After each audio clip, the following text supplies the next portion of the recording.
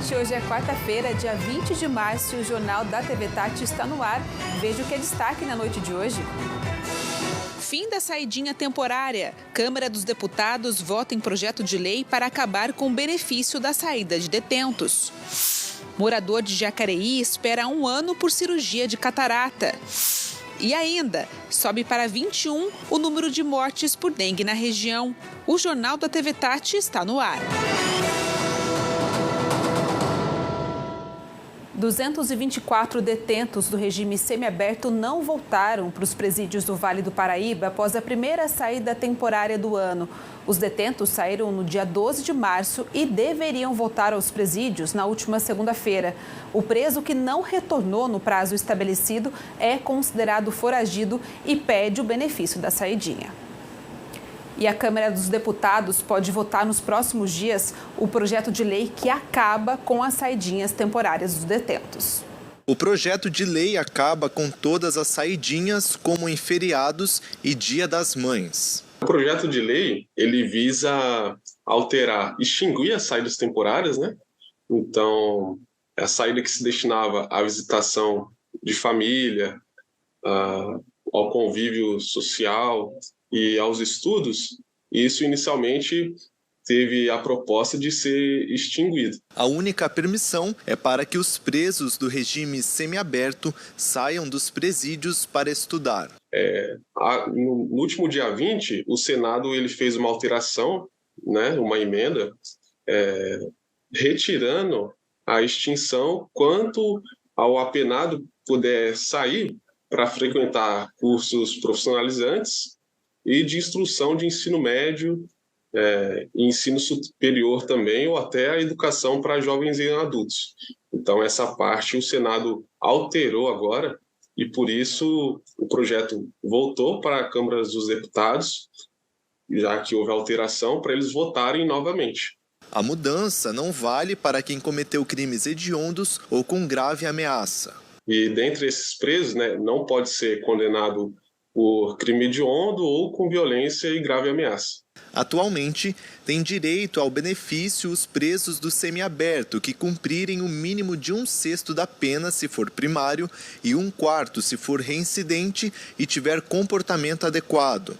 Ao todo, são 5 saídas temporárias por ano. A saída temporária, ainda mais segundo os relatores do projeto e também o Palácio, ela tem as pessoas que têm usufruído dessa saída, segundo essas autoridades, elas têm praticado vários crimes durante o gozo desse benefício. Então, em razão disso, esse projeto foi justamente para proibir, extinguir essas saídas e que, com isso, extingua também esses crimes. Mas a gente deve pontuar também que não é dessa maneira que uma parte da sociedade vem sustentando e também os próprios políticos, porque, segundo os levantamentos realizados até pelo próprio Departamento Penitenciário Nacional, que é o DEPEN, a taxa de fuga do sistema prisional é de apenas 0,99%, incluindo aqueles relacionados à saída temporária. Então, mostra o quê? Que a saída temporária ela tem sido um grande sucesso, porque a maioria volta.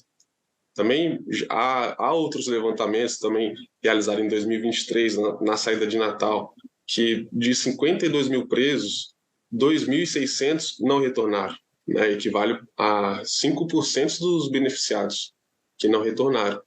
Então, a grande maioria retorna para cumprir a pena. O texto foi aprovado pelo Senado e agora está na Câmara dos Deputados. Como houve essa alteração do Senado, né, houve uma emenda aí no projeto, aí a Câmara vai votar novamente, né, os deputados irão votar, e após a votação, o projeto segue para sanção ou veto do presidente da República. E uma árvore caiu e atingiu um carro no final da tarde de hoje na estrada José Benedito Marcondes Vieira, em Pinda. A árvore também atingiu a fiação elétrica da via. Nesse momento, a estrada está totalmente interditada e os bombeiros foram chamados para o atendimento do motorista. E uma casa foi interditada em Pinda após uma árvore de grande porte cair e atingir a residência. De acordo com a Defesa Civil, o imóvel foi atingido pela árvore depois das chuvas dos últimos dias. Ninguém ficou ferido, mas a moradora do local precisou ser levada para um abrigo da prefeitura. No próximo bloco, você vai ver que tem alerta para a mudança de tempo na região. Fica aí que a gente já volta.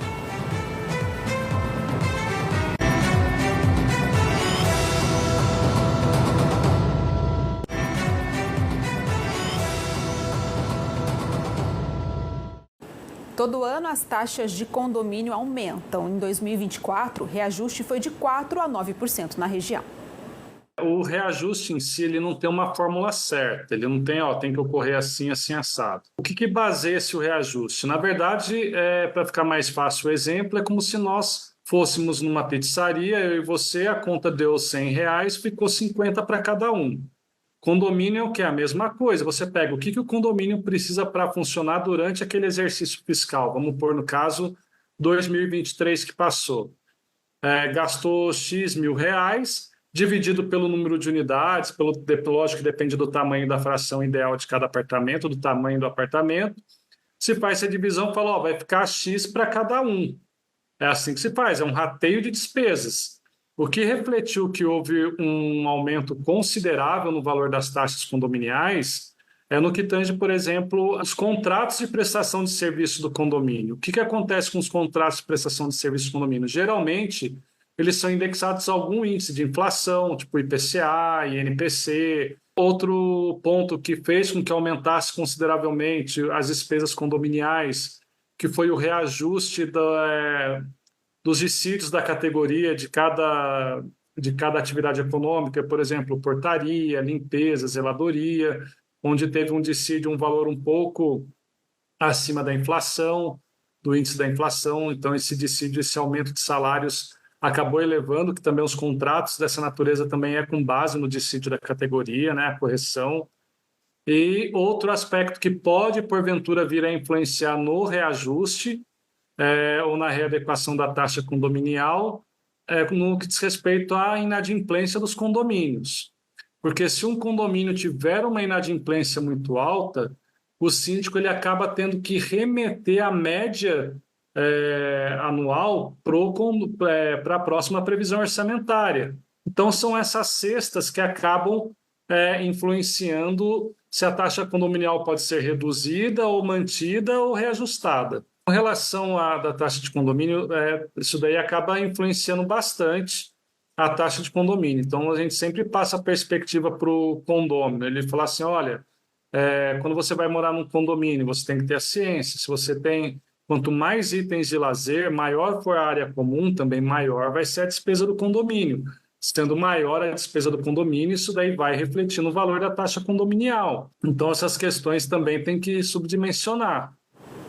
E se você tem dívidas com bancos, a hora de renegociar é agora. Uma campanha nacional está acontecendo até o dia 15 de abril.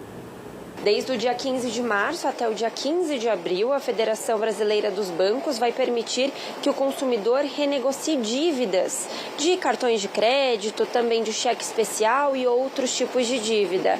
Todas as dívidas em atraso podem ser renegociadas, porém não pode ter bens dados como garantia.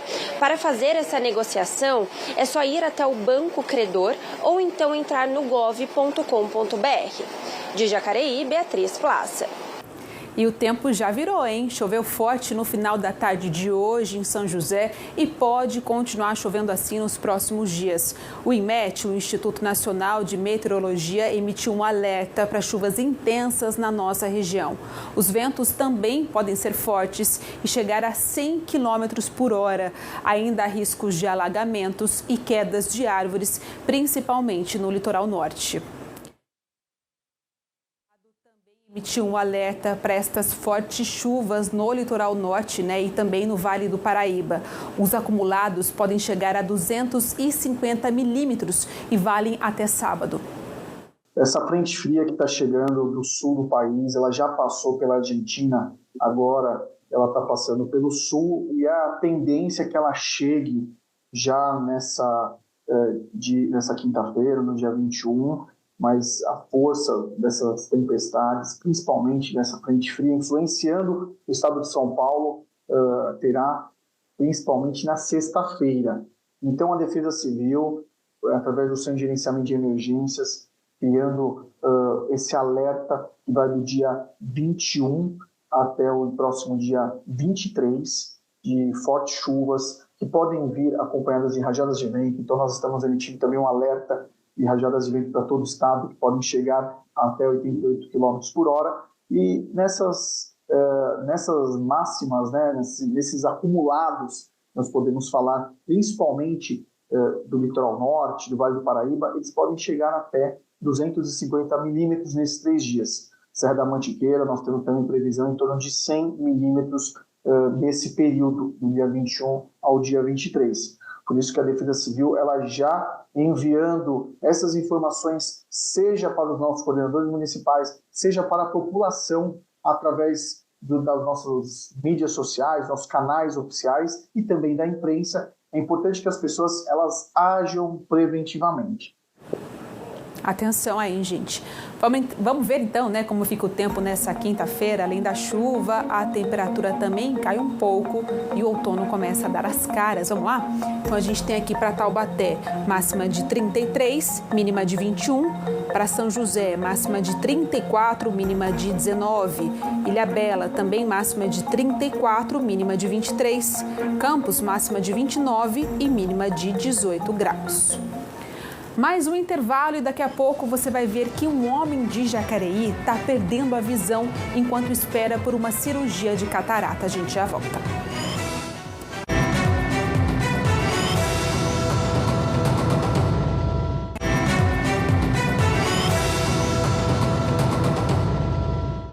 E Jacareí confirmou a 6ª morte por dengue da cidade. A vítima é um homem de 68 anos que morava no bairro Jardim Primavera. Agora a região tem 21 mortes pela doença. Vamos ver aqui no telão, então, como está a situação na nossa região? Taubaté, então, está com 6 mortes. Jacareí, com essa confirmação, 6 também.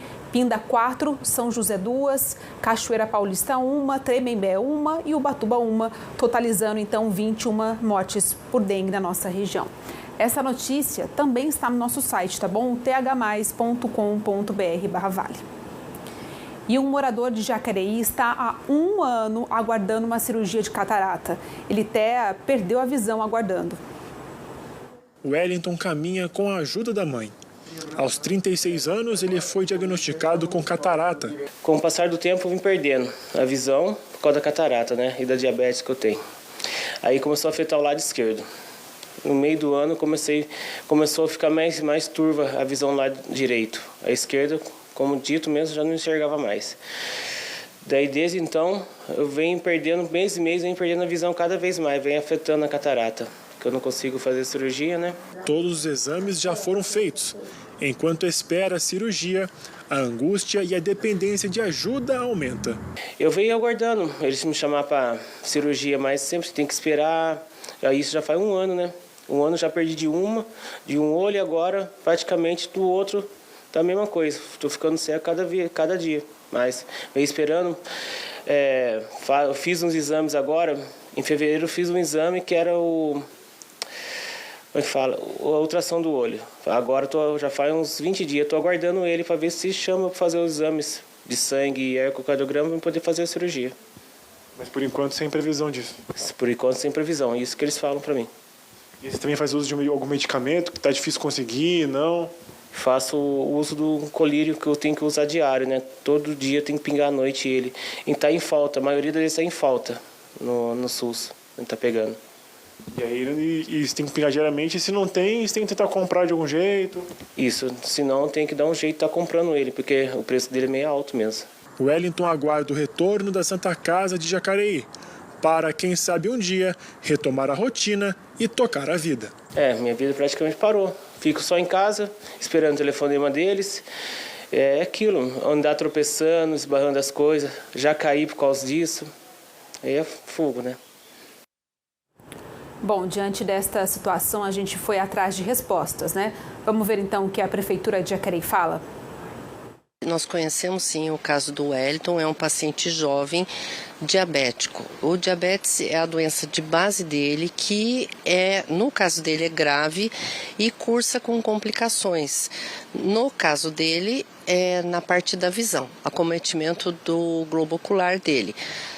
Ele faz acompanhamento na atenção básica, ele faz acompanhamento no nosso ambulatório de especialidades, o SIM, com endocrinologista periodicamente, faz acompanhamento do glaucoma a cada 3 ou 4 meses, se eu não me engano, com o oftalmologista. Houve um momento que ele foi encaminhado para o serviço de alta complexidade que nós não temos no município.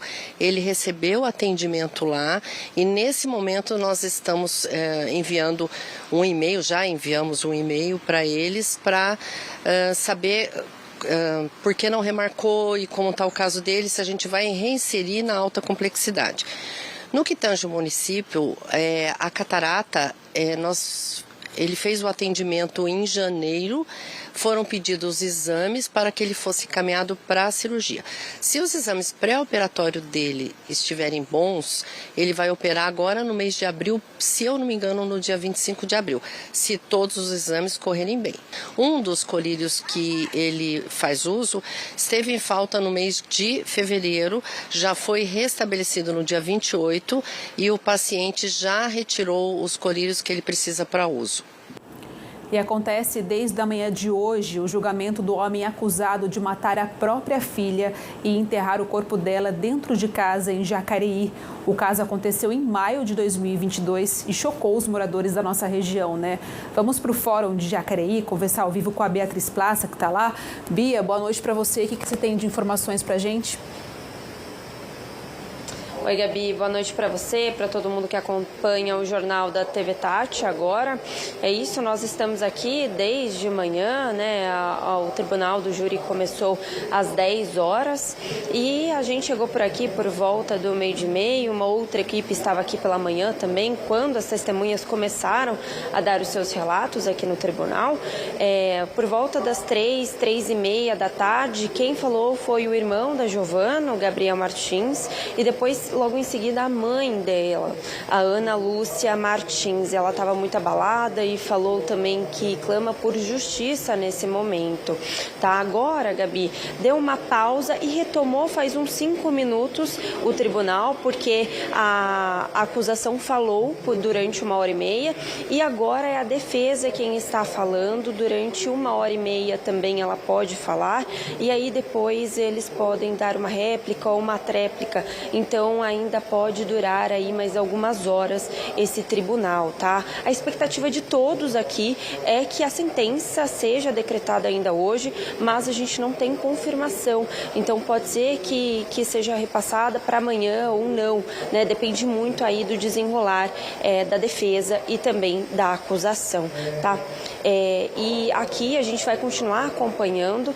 Vamos ver então se a gente consegue repassar ainda essa sentença ainda hoje ou amanhã, Gabi. Bia, obrigada pelas suas informações, viu? Bom trabalho para você. E a gente termina o jornal de hoje com um pouquinho mais de leveza, né? Com essa imagem, olha só, gente. Moradores de Ilhabela viram mais de 40 tubarões martelo durante um mergulho no arquipélago de Alcatrazes. O registro foi feito no último domingo. De acordo com pesquisadores do Instituto Chico Mendes de Biodiversidade, que estavam juntos com o grupo, o aparecimento de cardumes de espécies de tubarões é um importante indicativo da eficiência na proteção de ambientes marinhos. Muito fofo, né, gente? Mas que medo, não? Encontrar com esses tubarões. E assim a gente chega ao fim do jornal de hoje. Obrigada, viu, pela sua companhia. Agora você continua muito bem informado com o SBT Brasil. E amanhã eu te espero mais uma vez. Um beijo, se cuide. Boa noite.